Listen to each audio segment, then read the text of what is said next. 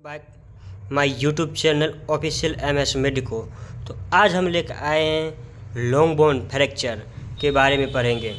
तो long bone होता क्या है, कौन कौन सा बोन होता है मेरा लॉन्ग बोन, इस सब के बारे में आज पढ़ेंगे। तो कहता है long bone are the bones which are longer than they are wide eg femur. कहता है कि लॉन्ग बोन्स होता है बहुत ही लंबा होता है देन चौड़ाई के अलावा, यानी कि चौड़ाई कम होता है और लंबाई ज़्यादा होता है। तो उसमें बोन में आता है femur, tibia, fibula, humerus, radius, ulna etc। तो फीमर हमारे थाई में पाया जाता है, टिबिया जो हमारे लेग में पाया जाता है, फिबुला भी हमारे लेग में पाया जाता है, ह्यूमरस जो आर्म में पाया जाता है, रेडियस और हमारे जो आर्म जो होता है फोर आर्म उसमें पाया जाता है। तो अब देखते हैं type of fracture, bone fracture. तो टाइप ऑफ बोन फ्रैक्चर में देखते हैं, पहला है क्लोज्ड फ्रैक्चर। तो क्लोज या सिंपल फ्रैक्चर जिसको हम बोलते हैं। तो कहता है bone breaks but skin remains. कहता है कि बोन जो फ्रैक्चर होता है लेकिन वो स्किन से बाहर नहीं जा पाता है, अंदर में रहता है, अनडिस्प्लेस्ड रहता है। तो उसको बोलते हैं सिंपल और क्लोज फ्रैक्चर। देखो यहाँ दोस्तों, तो यहाँ क्या है, सिंपल फ्रैक्चर है, ना कि स्किन से बाहर नहीं गया है। अब है ओपन फ्रैक्चर या कंपाउंड फ्रैक्चर। कहता है bone breaks and protrudes through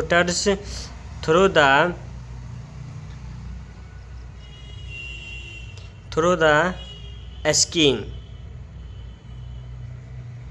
तो कहता है बोन जो है टूट करके स्किन से बाहर निकल जाता है, तो उसको बोलते हैं कंपाउंड फ्रैक्चर। क्या बोलेंगे?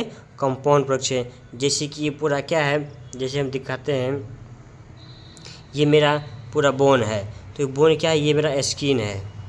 तो जब ये फ्रैक्चर होता है तो ये बोन फ्रैक्चर होकर के ये स्किन को भी क्या देता है, फाड़ देता है। स्किन भी क्या होता है, इसमें फ्रैक्चर हो जाता है, तो इसको बोलेंगे कंपाउंड फ्रैक्चर। ठीक। अब है ट्रांसवर्स क्रंचर। जब कहता है ये बोन स्ट्रेट हॉरिजेंटल लाइन में, सीधा ऐसे क्षैतिज लाइन में जो होता है फ्रैक्चर हो जाएगा, तो उसको बोलेंगे हॉरिजेंटल फ्रैक्चर। ठीक। अब कहता है ऑब्लिक फ्रैक्चर।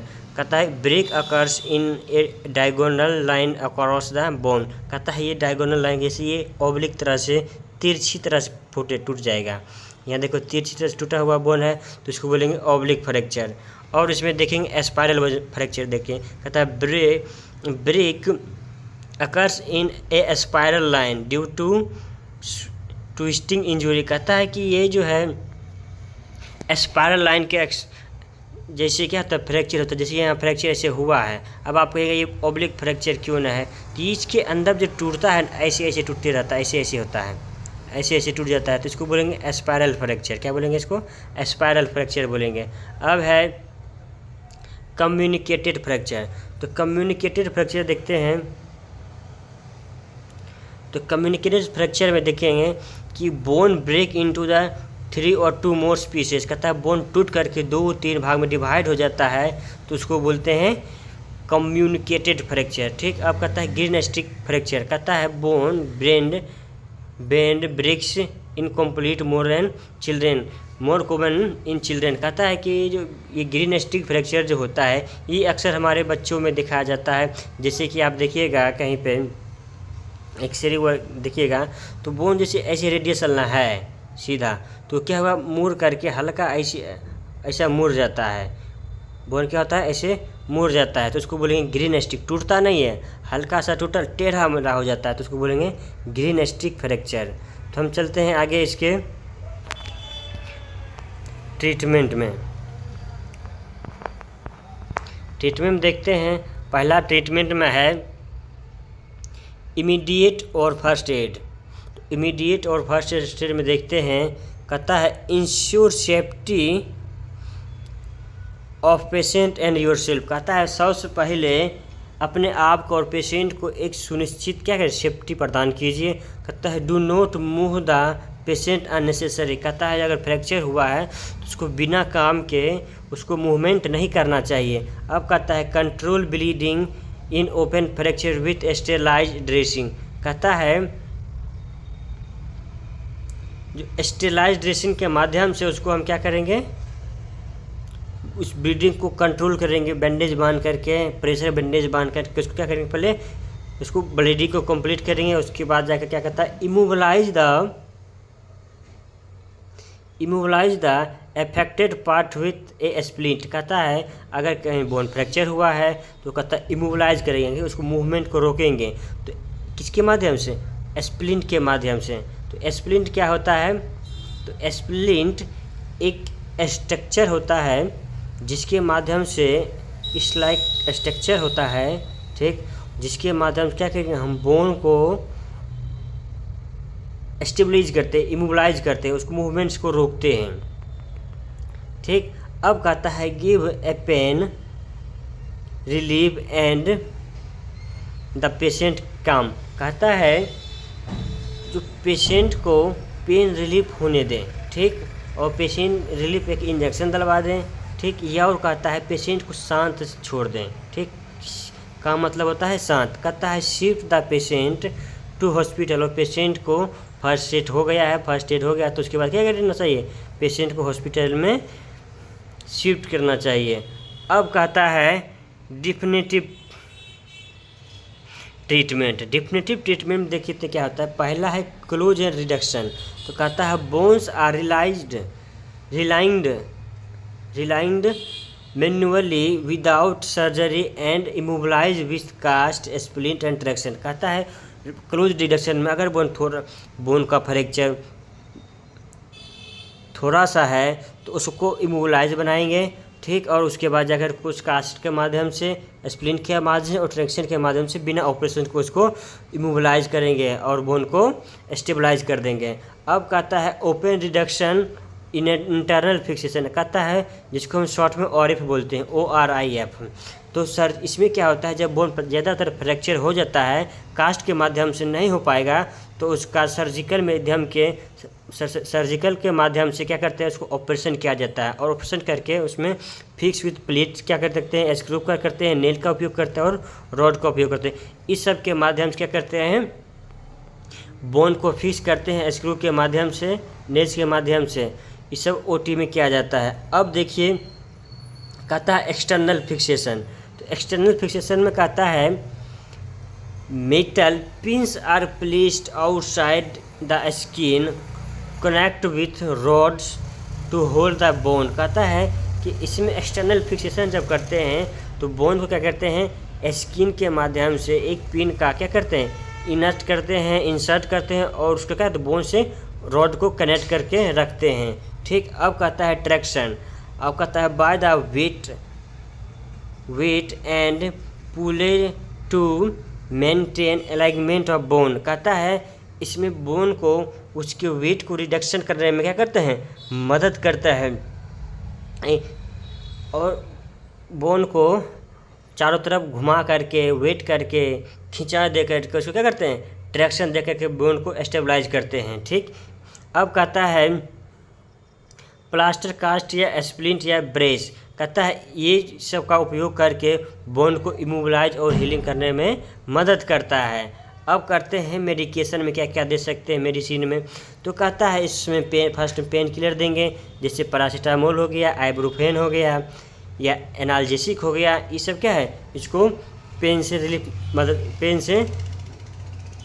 रिलीफ होने में मदद करेगा। अब कहता है एंटीबायोटिक का, अगर ओपन फ्रैक्चर है तो ये क्या करता है, एंटीबायोटिक का यूज करेंगे और उसको इन्फेक्शन से बचाएगा। अब कहता है कैल्शियम और विटामिन D का क्या, जो फॉर बोन हीलिंग के लिए मदद करेगा। अब कहता है फिजियोथेरेपी।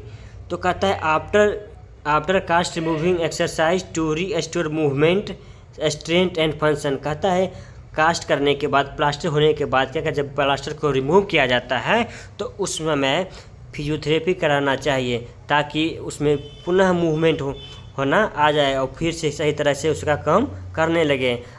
तो प्लास्टर कास्ट होने के बाद क्या होता है, जो जॉइंट होता है वो उसमें क्या होता है, मूवमेंट होना बंद हो जाता है, थोड़ा मूवमेंट में पेन होता है, तो इसलिए उसको एक्सरसाइज करवाना या फिजियोथेरेपी करवाना अति आवश्यक हो जाता है। अब कहता है मसल्स स्ट्रेचिंग और कहता है जॉइंट इमोबिलाइजिंग एक्सरसाइज। कहता है मसल स्ट्रेचिंग और जॉइंट को क्या करना है, एक्सरसाइज करना चाहिए। अब कहता है इसका न प्रिवेंशन देखते हैं अब इसका। तो प्रिवेंशन में देखिए क्या है,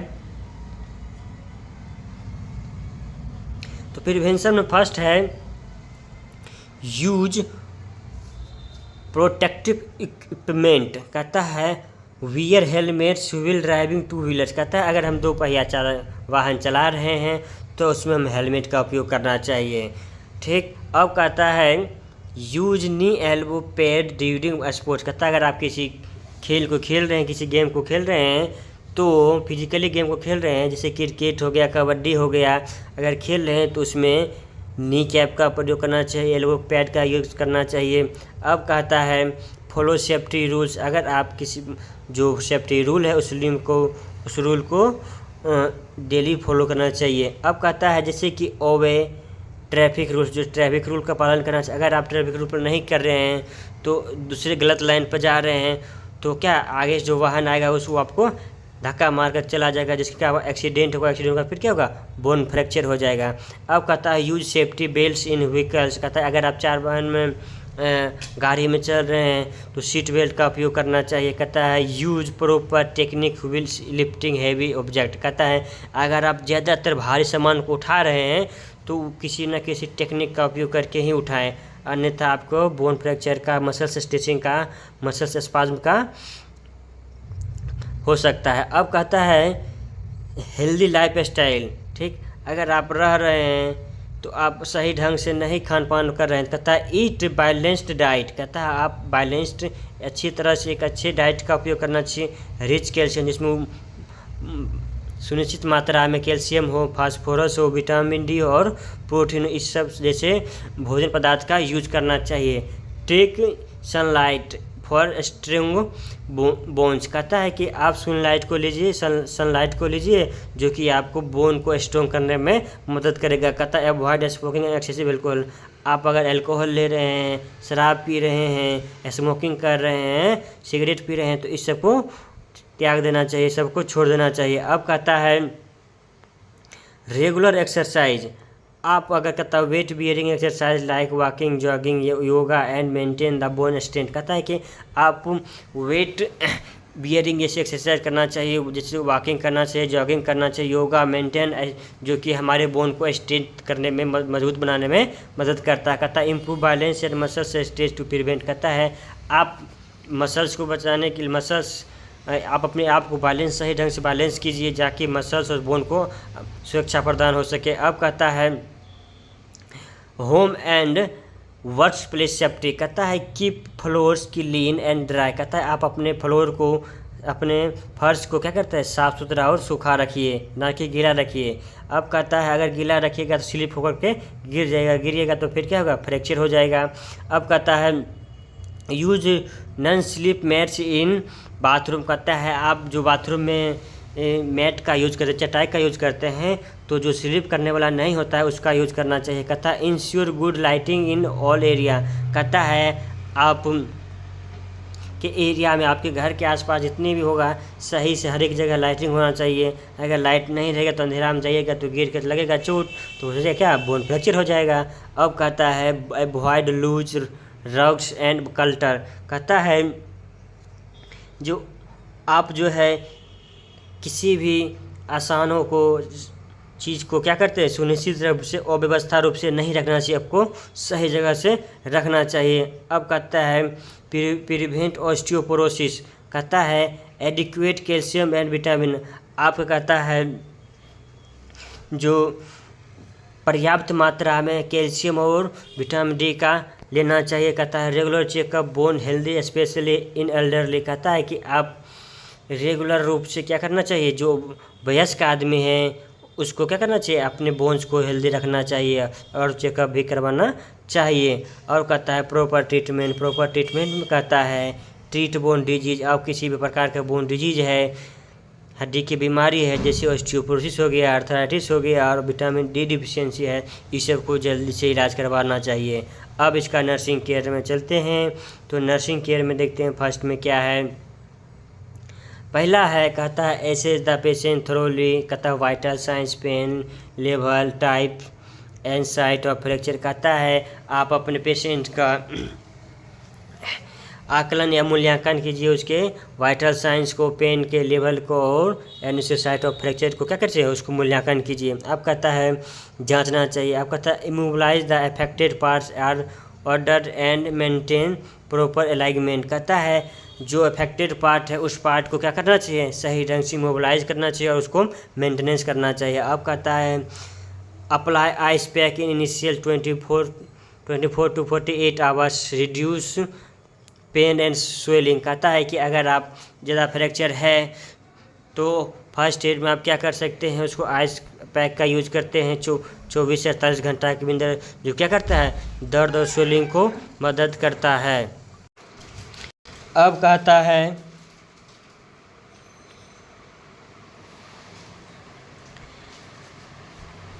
कहता है elevate the affected limb to reduce swelling. कहता है कि जो ऊपर के जो पेशेंट का जो अफेक्टेड एरिया है उसको ऊपर लिम्ब को ऊपर की ओर रखना चाहिए ताकि उसको स्वेलिंग को रिड्यूस करेगा, कम करेगा। कहता है assess neurovascular status, reason check pulse, colour and temperature, sensation and movement below the fracture site. अब कहता है जो न्यूरोवास्कुलर साइट को जांच करना चाहिए, जैसे कि पल्स हो गया, कलर हो गया, जो फ्रैक्चर साइट के जो नीचे के एरिया है उस साइड को टेम्परेचर चेक करना चाहिए, उसका पल्स सेंसेशन करना चाहिए, उसका मूवमेंट देखना चाहिए। अब कहता है monitor for complication, bleeding, shocks, infections, compartment syndrome, DVT. अब कहता है कि कॉम्प्लिकेशन जो उसके ब्लीडिंग हो रहा है, अगर शॉक हो रहा है, ब्लड शॉकिंग हो रहा है, कंपार्टमेंट में सिंड्रोम हो रहा है, डीवीटी हो रहा है, तो उसको मॉनिटरिंग करना चाहिए, जांच करना चाहिए। अब कहता है administration medicine prescribed and monitor. कहता है कि इट इफेक्ट देयर। कहता है अब जो फ्रैक्चर एरिया है तो उसको प्रॉपर रूप से मेडिसिन और प्रिस्क्राइब्ड मॉनिटरिंग करना चाहिए। अब कहता है keep the patient comfortable and provide pain relief. कहता है पेशेंट को कंफर्टेबल जोन में रखना चाहिए जो कि उसके पेन रिलीफ में मदद कर सके। अब कहता है मेंटेन स्किन इंटीग्रिटी। कहता है पेशेंट की इंटीग्रिटी जैसे कि स्किन का क्लीन रखना चाहिए, सूखा रखना चाहिए, specially around the cast traction area. कहता है जहाँ पर आपने कास्ट किए हैं, ट्रैक्शन दिए हैं, उस एरिया को हमेशा प्रॉपर साफ़ सुथरा रखना चाहिए। अब कहता है provide hygiene care and assist in activity of daily living. कहता है आप डेली रूप से अच्छी तरह से साफ़ सफाई में इसको रखना चाहिए। कहता है increase deep breathing and leg exercise in affected limb to prevent complication. कहता है कि आप जिस लिम्ब में अगर फ्रैक्चर हुआ है तो उसके विपरीत वाले लिम्ब में क्या करना चाहिए, एक्सरसाइज करना चाहिए ताकि कुछ कॉम्प्लिकेशन को उसके रोक सके। अब कहता है teach the patient and family about the conditions, treatment does do या डोंट। कहता है कि आप उस पेशेंट के गार्जियन को या पेशेंट को दोनों को बताना चाहिए कि हमको इस फ्रैक्चर वाले स्थान को क्या करना चाहिए, पानी से नहीं भिगाना चाहिए, क्या करना है क्या नहीं करना है, तो ये सब का ध्यान रखना अति आवश्यक होता है। अब देखते हैं, अब कहता है prepare the patient for surgery require and provide the pre operative care. कहता है कि अगर ज़रूरत पड़ता है तो पेशेंट का ऑपरेशन करके सर्जरी किया जाता है और उसको ऑपरेशन के बाद या ऑपरेशन से पहले उसको केयर किया जाता है। अब कहता है क्या करना चाहिए। अब कहता है plan for in discharge.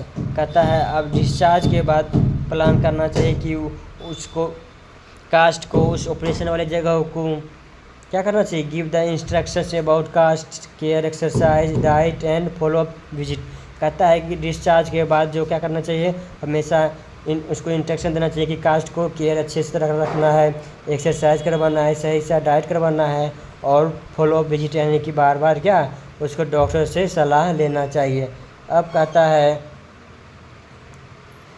Note में, early treatment, proper immunization, good nutrients and regular follow up and physiotherapy lead to proper bone healing and prevent complication और disability। कहता है आप बोन को प्रॉपर रूप से ट्रीटमेंट का या इमोबिलाइजेशन और गुड न्यूट्रिशन के माध्यम से आप अपने फिजियोथेरेपी के माध्यम से बोन हीलिंग में मदद कर सकता है और बोन को कॉम्प्लिकेशन में, बोन को यानी कि बहुत सारे डिजीज होने में मदद कर सकता है।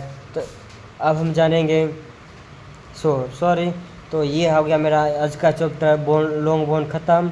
तो हम मिलते हैं नेक्स्ट वीडियो में।